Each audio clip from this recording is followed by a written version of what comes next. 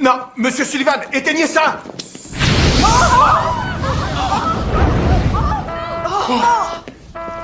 Un extincteur, vite! Appelez les pompiers! Il y a peu de temps, Sean venait de subir une opération cardiaque. Pour retourner au travail au plus vite, il avait accepté les conditions de Bailey.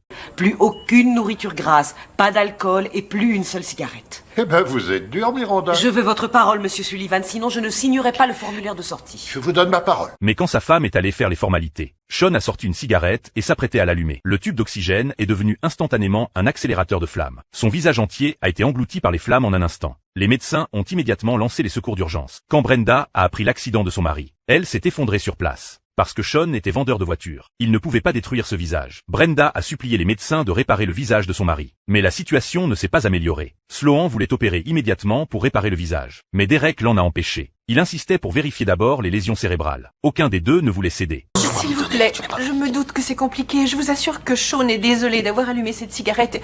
Il essayait de tenir parole. Il avait promis au docteur Bailey qu'il arrêterait une fois sorti de l'hôpital.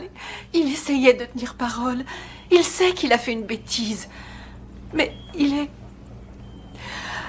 C'est un vendeur, c'est lui, c'est ce qu'il fait. Alors est-ce que vous pouvez lui rendre son visage, s'il vous plaît? Vous pouvez faire ça pour nous? Heureusement, l'opération a été un succès. Sloan a retiré tous les tissus brûlés et a greffé des cellules vivantes. Mais il a révélé à Brenda une vérité cruelle. Le visage de son mari ne serait plus jamais comme avant.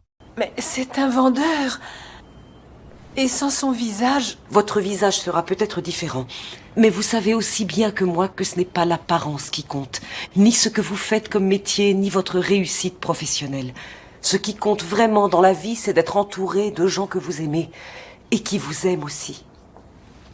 Le reste n'a pas la moindre importance.